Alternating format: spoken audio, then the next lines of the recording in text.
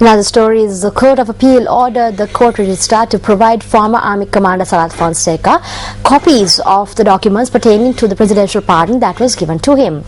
The order was given when the petition filed in the Court of Appeal challenging the removal of Sarath Fonseca's parliamentary seat was taken up for consideration today.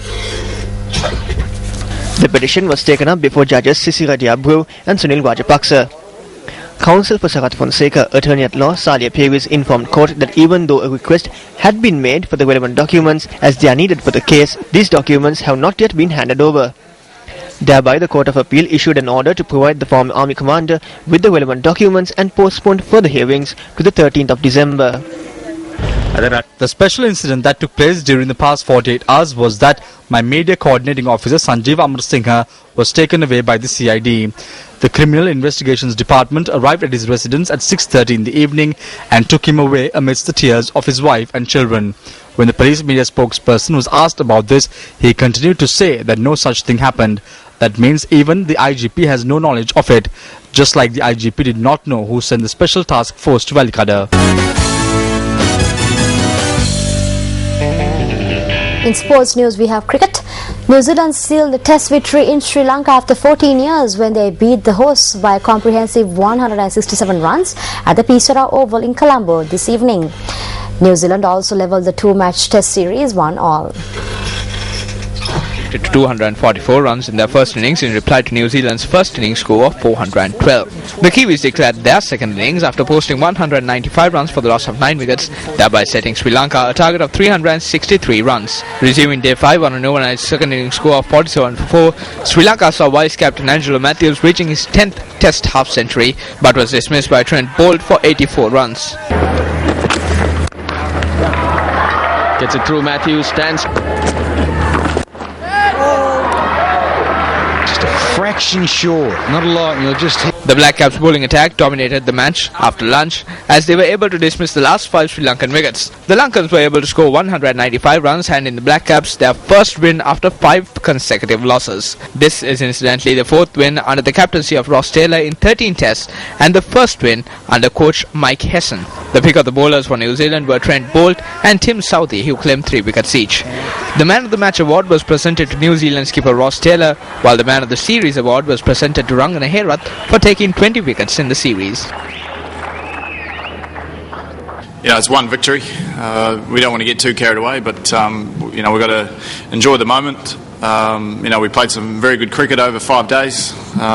Sri Lanka pushed us at times, and we showed some good resilience in periods that were tough. In the last game in Gaul, when we were under pressure, we folded. Where in this game, I think, when we were under pressure, different people stood up at different times, and that's what happens in good teams. We just need to obviously be more consistent, going forward into the future.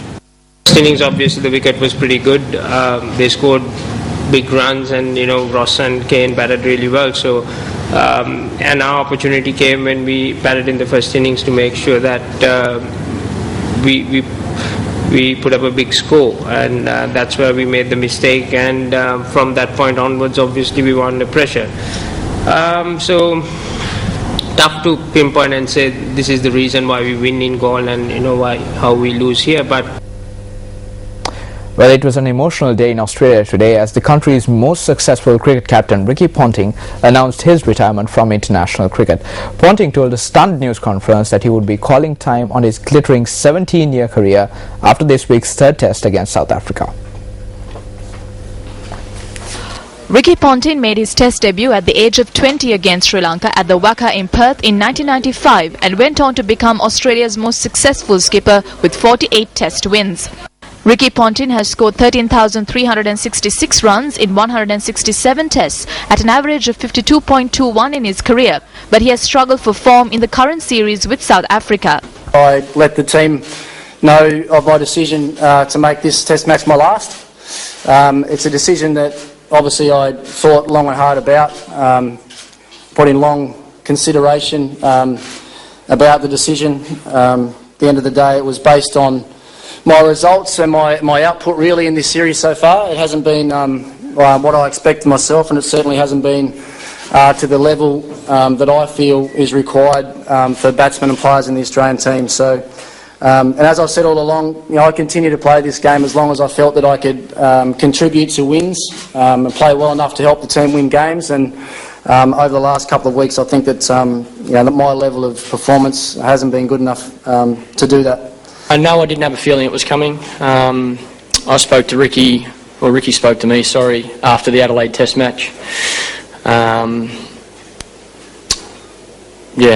made his decision, I guess, over the last little while, last few days. And the boys are obviously hurting at the moment. He's been an amazing player for a long time.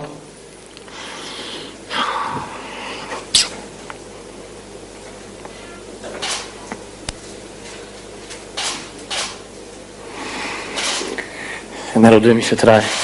Sorry, I can't answer that. Ponting stood down from the Test captaincy last year and retired from one-day cricket in February. He has entered the record books as the second highest run scorer in the world in both Tests and one-days, the third highest number of centuries in Tests and the second highest number of centuries in one-days. Ponting stressed the decision to retire from Tests had not been prompted by the selectors and said it was not hard to miss out in one final Ashes contest next year because he realised he was not good enough to get there. And finally, in sports news tonight, On Sports First focuses our attention on the 8th key issue mentioned in the report prepared by former CEO of the International Cricket Council, Harun Logard, on Sri Lanka cricket. The 8th key issue focuses on the National Selection Committee. The Logard report has mentioned 3 issues pertaining to the National Selection Committee. One such issue is that the sports law requires the minister to approve a nominee to the selection panel and also requires the selection of a national or representative team to meet or play against foreign teams, inclusive of the appointment of the captain, shall not be announced until the approval of the minister is obtained. The report also states that numerous comments infer that the minister appoints the entire selection panel.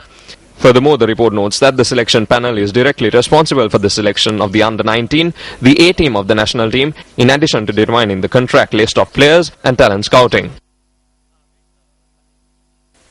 Well, the thing is that the minister appointing the selection panel, I think that's a better way than the cricket board appointing the selection panel, because if the cricket board appoints the selection panel, then the selectors are actually under obligation to the board, because then it becomes difficult for the selectors to work independent. I think where they have to have full-time selectors, I think it's a necessity, and I have also been telling them in the same lines, because I don't think that selection can be, you have to have some in your committee, at least part of them as full-time selectors.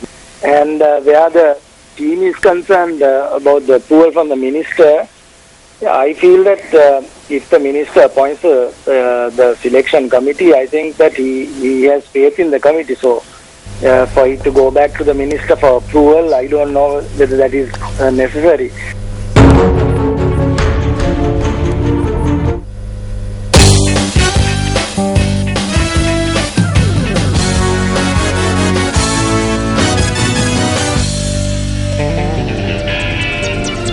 Well, that's a wrap of your primetime news bulletin here on MTV Sports. I'm Krishna Panitharatna. And I'm Ramesh Rugal Bandara.